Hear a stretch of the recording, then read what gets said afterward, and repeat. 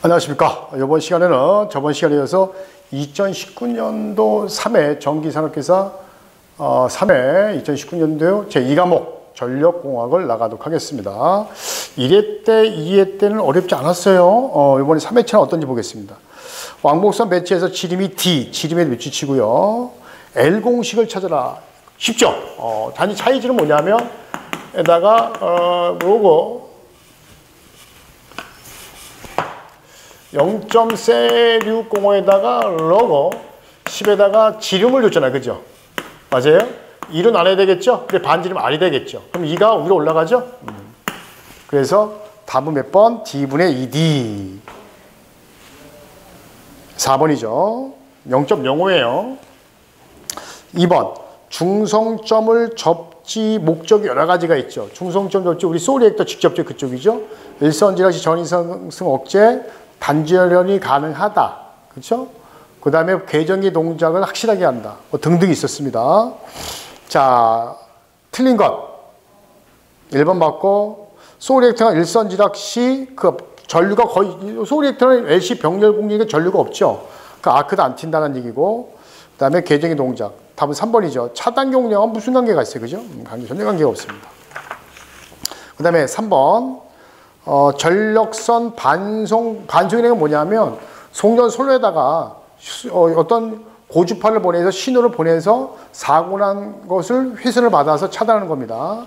그래서 예민하게 동작하며 고장 구간을 선택할 수 있고 사고 난 구간을 그 다음에 선택 동시 차단한다. 그 대신 저주파이나 고주파입니다. 왜냐하면 주파수가 빨라야 되죠. 그래야 사고 신호가 빨리 오려면 그만큼 고주파 방식을 써야 주파수가 높을수록 신호가 빠른 거 아니에요. 그죠? 61Hz라는 게 뭐죠? 1초에 60번 움직이는 거잖아. 100Hz는 1초에 100번. 그러면 주파수 높을수록 신호가 빠르니까 당연히 고주파 써야 그만큼 사고를 빨리 잡을 수 있다는 거죠. 답 1번입니다. 발전기에 사용하는 전격 전압이 아닌 사용되는 것. 발전기 전압도 물어봤어요. 야, 별걸 다 나네요. 나 이거 깜짝 놀랐어요. 보통 발전기는 전압이 낮죠. 그래서 우리가 보통 첫날 많이 얘기하는데 제너레이터에서 나오자마자 전압을 승합을 하거든요. 그죠? 3, 4, 5로. 그러니까 3, 4가 오면서 다시 154로 낮추는 거고 다시 22,900 낮추는 거거든요. 그래서 발전기 전압은 보통 이제 수력 같은 경우는 380, 440짜리도 있고 그 다음에 뭐 600짜리도 있고 뭐 다양하다고 합니다. 수력은 여기 안 나왔고 보통 이제 화력 정도 돼야 3,300, 3.3kV, 6.6kV 보통 두 가지가 있고 원주력 정도 돼야 22kV 이렇게 나오거든요. 뭐 11kV도 있고. 그래서 여기서 맞는 거는 답은 이제 6.6밖에 없네요. 1번입니다. 1번. 11짜리도 있고요. 그래서 이렇게 보통 이제 요건 화력이라고 보시면 돼요. 여기에 원자력이다 이렇게 보시면 됩니다. 여기에 수력이 있고요. 우리나라 수력. 답은 그래서 1번입니다. 연가 목적. 연가는 몇 등분 한다는 얘기죠? 3등분 한다. 선로정수 평형. 우리 2회 때도 나왔어요. 답은 그래서 3번입니다. 역률이 0.8, 10kV짜리가 있다. 거기에 콘덴서 2자 달게 되면 변압기에 걸리는 부하는 어떻게 되냐. 이것도 뭐 책에 다 있습니다. 자, 피상전력이 얼마짜리죠? 10kV짜리입니다. 그러면 유효전력은 피상전력에다 역률 0.8 곱하면 되고 무효전력은 10에다가 0. 사인 세타가 0.6이니까 얘가 8이고 얘가 6이잖아요. 그 6, 8, 10이죠? 근데 거기 보면 콘덴서라는 것은 무슨 전력을 잡게 하는 거죠? 무효전력을 잡게 하니까 콘덴서 크기만큼 빼주면 되잖아요. 그죠? 그러면 당연히 피상전력은 8의 제곱에 그쵸? 600이 2의 제곱하면 9가 되죠. 그 용량이 이렇게 9로 줄어든다. 그래서 답이 3번이 되겠죠. 7번 부하전류 및 단락전류 모두 개폐할 수 있는 게 있고 없는 게 있잖아. 없는 거는 뭐예요? 단록이. 있는 건 차단기죠. 답 2번입니다. 지금은 있는 거니까 차단기입니다. 송전선로에서 낙내. 우리 많이 배웠잖아요. 낙내할 때 가장 대표적인 게 송전선로니까 가공지선. 그죠? 그러니까 주보죠. 원래 근데 낙내 방지도 송전선로 소호환도 들어가요. 그죠? 근데 주보가 이제 가공지선이죠. 답은 3번입니다. 그 다음에 전력 원선도에서 반지름은 뭘로 하냐. 그래서 제가 이거 이쪽에 유효전력이 있고 여기 무효전력, 유효전력이 있죠. 그러니까 반선들을 그려서 요 교차 지점을 이렇게 만나는 겁니다. 그래서 이때 요 반지름은 이니셜 B고 VS, VR로 구한다라고 해요. 근데 이 반을 뭐라고 하냐면 이니셜 B로 시작하죠. 그래서 B다라고 얘기해요. 반이 B니까 반, B. 그래서 답은 몇 번? 4번. 이렇게 외웠는데, 죄송합니다. 4번이 아니죠? 저도 헷갈릴 뻔했어. 근데 원래 그래서 A, B, C, D 이렇게 나오는데, 요번에는 4번에 제곱 들어가면 안 되죠? 네, 그래서 아주 헷갈려가지고 살짝 바꿨습니다. 3번이에요, 3번. 3번. 저도 헷갈릴 뻔했잖아요. 전에는 3번이었고, 4번에는 B가 아니라 C인가 D인가 그랬어요. 근데 요번에는 똑같이 B를 2개 줬죠. 왜냐면 저처럼 할까 봐. 반이니까 이니셜 B를 시작합니다. B만 찾으세요라고 했는데 여기 제곱을 줘버렸어요. 아주 요즘에는 영특합니다. 예. 답 3번이고요. 근데 이거 사실 몇 번 보면 답을 또 찾을 수가 있습니다. 자, 양수발전. 우리 첨두부할 때 쓰잖아요. 양수발전을 쓰는 게 남는 전력을 이용해서 밤에 퍼다가 낮에 최대 전력이 걸릴 때, 피크 전력 걸릴 때 물을 떨어뜨려서 발전하는 거죠. 그래서 그 양수 발전의 목적, 이것도 은근히 헷갈려요. 그래서 결국 뭐냐면 그 물을 갖다가 어떻게 해야 돼? 물을 버리지 않고 계속 써서 그렇죠. 발전 비용을 줄이기 위해서 그런 거죠. 답 3번입니다. 비슷해. 연간 발전량이 좀 늘어날 수 있죠. 계속 돌리니까 버리지 않고 손실 관계없고. 그러면 연 발전 비용을 또 줄인다? 왜? 남는 전력을 이용한다고 하니까, 그죠? 그러니까 요거는 답은 3번이 좀 가깝습니다. 전압을 2배 승합한다. 전압 강화의 손실은 어떻게 되냐? 이렇게 물어봤어요. 자, 그러면 전압 강화는 전압에 반비례하고, 그다음에 전압 강화율은 전압 제곱에 반비례하고, 그다음에 전력 손실도 전압 제곱에 반비례하죠. 뭐 단면적도 이렇게 되고, 그죠? 그 대신 전력은 이렇게 되잖아, 그죠? 몇 가지가 있는데 여기서 세 가지로 왔으니까 2배니까 2분의 1배, 요거 4분의 1배, 요것도 4분의 1배가 되겠죠, 그죠?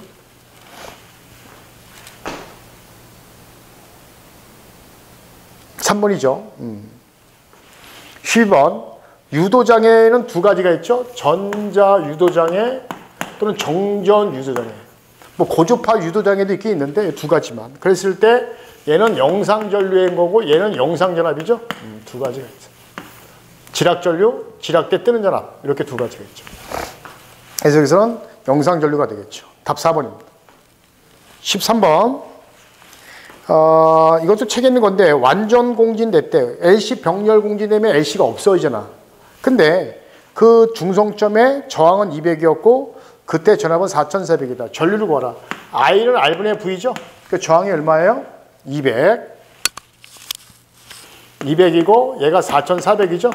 이거 하게 되면 답은 22, 2번 나옵니다. 자, 14번. 별육이 2차 측을 단락하는 이유. 이거 17년도인가 18년도에 한번 해봤던 것 같아요. 우리가 보통 이제 PT는 개방한다. 110V로서 점검할 때 개방하고 CT는 점검할 때 단락한다. 이유가 과전압이 발생하면 절연을 파괴시키니까 2차 측 절연 보호하는 거죠. 절연 보호를 하기 위해서 단락하는 이유는 과전압을 억제해서 과전압을 발생 안 시켜서 2차 측 절연 보호한다. 이렇게 되어 있습니다. 그래서 단락하는 이유 2차 측 절연 보호죠. 그래서 이거 어떻게 알았죠? 기억나세요? 그래서 개피받다. 그래서 누구한테? 십탱이. 여기 아니에요. 친구 십탱이. 그래서 걔는 뭐였나? 안 볼 거다. 단절하겠다. 그죠? 2차 측 절연보. 그래서 답은 1번이죠. 15번. 전격전압 리액턴스 10MV 퍼센트 리액턴스를 구하라 라고 했습니다. 자, 퍼센트 리액턴스 또는 퍼센트 임피던스죠. 같은 겁니다. 그래서 퍼센트 리액턴스 구하라 이면은 퍼센트 임피던스 구하라 같은 말입니다. 2가지가 있어요. CV제곱 PZ가 있고 그냥 2에다가 I 곱하기 Z에 곱하기 100이 있어요. 지금은 용량을 줬잖아요. 그죠? 이걸로 구하면 됩니다. 단지 이거 구할 때 차이는 뭐냐면 P는 반드시 kVA를 공식을 써먹어야 되고 V는 선관전압이고 킬로볼트가 기준이라고 했어요. 그래서 10에다가 전압이 66의 제곱이고 P가 용량인데 100MV 그럼 100 곱하기 10의 3승이고 임피던스가 곧 리액턴스니까 15. 요거 하게 되면 답이 약 2번. 이것도 우리 책에 있습니다. 16번. 용량이 150짜리 변압기가 있는데 V결 쓸 때 최대 출력. 우리 책에 다 있죠. 이거는 누트삼 곱하기 몇 대 용량? 한 대 용량이죠. 그래서 누트삼 곱하기 150 하면 되겠죠. 그러면 259.8. 약 3번 260대고요. 역률을 개선하면 보통 역률을 코사인 세타로 90% 이상 개선해야 되겠죠. 개선하게 되면 좋은 점이 손실이 작아지고, 그죠? 전기 요금이 감소하고, 전압가가 작아지고, 내가 쓸 수 있는 전력은 커지죠. 쓸 수 있는 전력이 커진다는 얘기는 뭐 유효 전력 크게 한다든가, 뭐 설비 이용률을 늘린다든가 이런 말이 있죠. 그 중에 감기가 없는 거는 2번이죠. 절연비하고 전혀 관계가 없습니다. 자, 18번. 어떤 수력발전소에서 수압관에 분출되는 물의 속도, 우리 파이프에서 물이 촥 하고 튀어나오잖아요. 그때 직접적인 관련이 없는 것 이렇게 되어 있습니다. 그래서 여러분들 그 물의 유량이 많을수록 속도가 변하잖아요. 그죠? 유량의 관계가 있고 또 경사가 완만하냐 기울기가 세냐에서 유속의 변화가 있죠. 그다음에 수면의 연직거리가 뭐냐면 이렇게 보는 거예요. 거기 이제 일단 해서 보면 뭐라고 됐냐면 수면에서의 연직거리란 공간에 있는 두 점의 거리를 그 두 점과 수평면의 높이의 차이가 파도라고 보시면 돼요. 파도가 높으면 높을수록 여러분들 파도가 잔잔한 거고 파도가 높을수록 어떤 게 더 물이 빨라요? 파도가 높은 게 더 물이 빠르게 오잖아요. 바람이 세니까. 그래도 속도에 관계가 있잖아요. 관의 길이가 길면 길수록 오히려 속도가 떨어지죠. 그죠? 답은 그래서 3번 이렇게 봐야 되는데 이건 만들어낸 겁니다. 자, 161 수선 단위는 155 상차가 리액턴스. 전력 구하라. 이거 다 해봤죠? 리액턴스 반비례하고 VS, VR의 사인 델타가 된다. 그죠? 그래서 리액턴스가 얼마? 49.8. 그 다음에 VS가 161. VR이 얼마? 155. 왜? 사인 몇 도? 40도. 이렇게. 자, 그래서 요거 답이 322, 답 2번. 요것도 우리 책에 다 있습니다. 20번. 정격 차단 시간. 이거 어떻게 했죠? 3, 5, 8 세 가지가 있잖아요. 그죠? 그래서 이거 3 더하기 5는 8입니다. 이렇게 오라 그랬죠? 그래서 아닌 거니까 답 4번 이렇게 됩니다. 이것도 저희 책에 다 있는 내용입니다.